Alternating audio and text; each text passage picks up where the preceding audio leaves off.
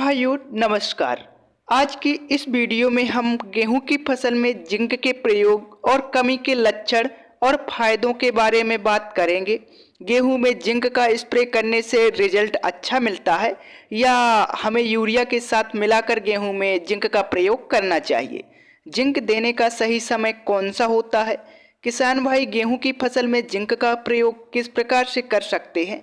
इस वीडियो में आपको पूरी जानकारी मिलेगी। गेहूं में जिंक के प्रयोग को लेकर आपके सभी सवालों का जवाब आपको मिल जाएगा। आप इस वीडियो को पूरा देखिएगा। जो किसान भाई हमारे चैनल पर नए हों, चैनल को सब्सक्राइब कर दीजिए। किसान भाइयों, सबसे पहले हम बात करते हैं गेहूं की फसल में जिंक की कमी के लक्षण के बारे में। तो किसान भाइयों, गेहूं में कई बार ऐसा होता है कि ऊपरी जो पत्तियां होती हैं वो पीली पड़ना शुरू हो जाती हैं, पौधे की ग्रोथ रुक जाती है, पौधे में फुटाव भी कम आता है, फसल पकने में ज़्यादा समय लेती है। ये सभी लक्षण गेहूं में जिंक की कमी के कारण होते हैं।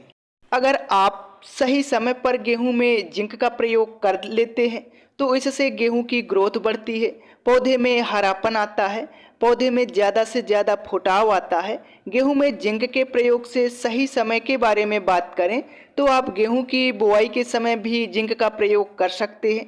अगर आप बुआई के समय जिंक का प्रयोग नहीं कर पाए हैं तो गेहूं में जब कल्ले बनना शुरू होते हैं 25 दिन के आसपास आप गेहूं में जब यूरिया देते हैं उसी के आसपास आप जिंक का प्रयोग भी कर सकते हैं। अब बात करते हैं कि जिंक का प्रयोग हमें किस प्रकार से करना चाहिए। तो मार्केट में अलग अलग जिंक की मात्रा मिल जाती है, अलग अलग कॉम्बिनेशन के साथ आपको जिंक उपयोग में लेना चाहिए। तो बात करते हैं कि गेहूं में जिंक किस प्रकार से प्रयोग किया जाता है। किसान भाइयों, अगर आप बुआई के समय जिंक का प्रयोग कर रहे हैं तो जिंक सल्फेट का प्रयोग आपको करना चाहिए।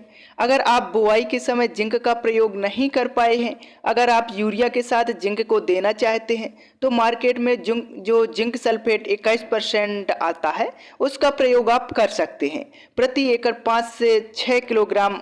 इसके अलावा जिंक सल्फेट 33% का प्रयोग भी बहुत से किसान भाई करते हैं। अब अगर स्प्रे के बारे में बात करें तो किसान भाइयों, अगर आप जिंक का स्प्रे करना चाहते हैं तो मार्केट में जो चिलेटेड जिंक 12% के फॉर्म में आता है इसका आपको प्रयोग करना चाहिए।